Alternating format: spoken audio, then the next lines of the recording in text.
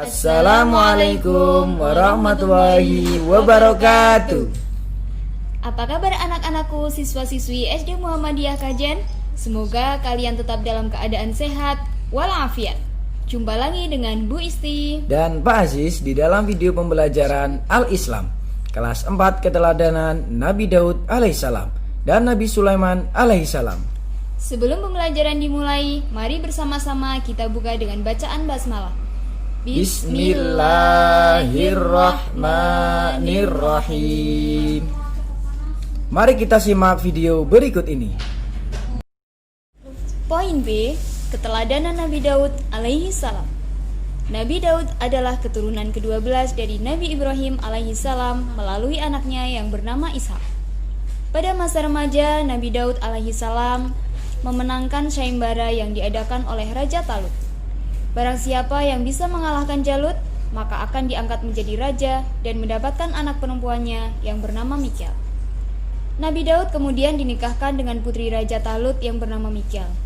Baru setelah Talut wafat, Nabi Daud dinobatkan menjadi raja bagi kaum Bani Israel. Pada usia 40 tahun, Nabi Daud mendapat risalah kenabian. Allah Subhanahu wa Ta'ala memberinya kitab Zabur.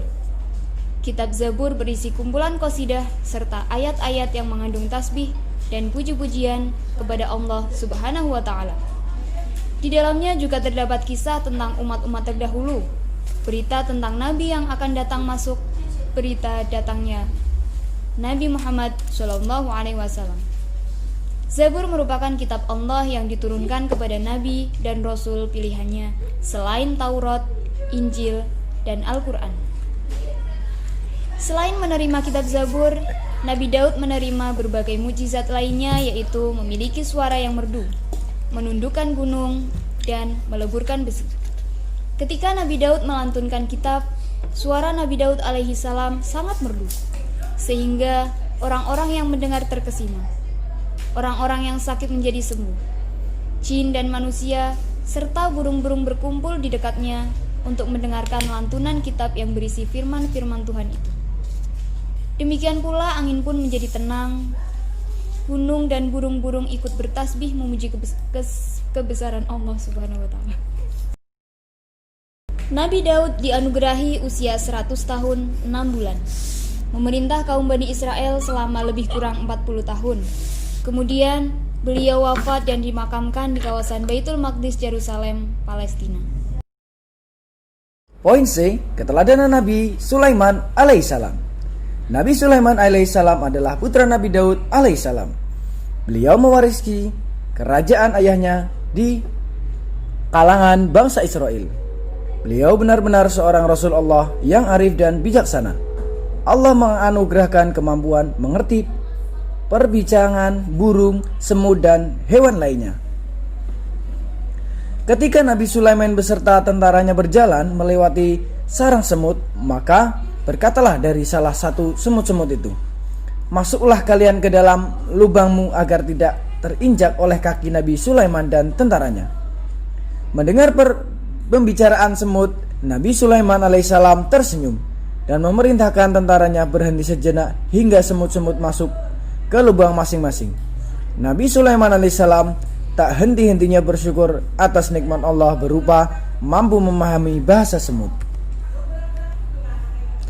Tidak hanya bahasa semut, Nabi Sulaiman pun diberi kemampuan memahami bahasa burung. Ketika burung hudhud tidak tampak, Nabi Sulaiman alaihissalam pun bertanya, "Mengapa aku tidak melihat hudhud?" Tak lama kemudian burung hudhud datang dan berkata, "Aku datang dari negeri Saba yang dipimpin oleh seorang perempuan yang menyembah berhala." Nabi Sulaiman alaihissalam lalu menyuruh burung hudhud menyerahkan surat kepada ratu negeri Saba yang bernama Bilqis. Bilqis kemudian menyatakan berserah diri ikut memeluk ajaran Nabi Muhammad SAW, yaitu menyembah Allah Subhanahu wa Ta'ala. Setelah bersedia menyembah Allah Subhanahu wa Ta'ala, Ratu Bilqis dinikahi oleh Nabi Sulaiman alaihissalam.